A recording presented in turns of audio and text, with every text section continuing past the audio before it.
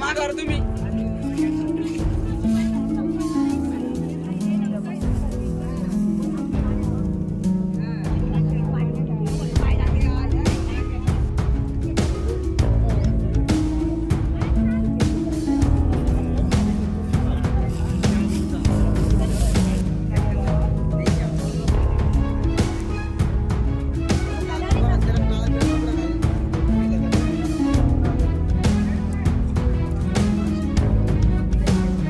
Okay. युवराज Rajaram डिवर, Rana राणाकडे, तालुका Nandgaon.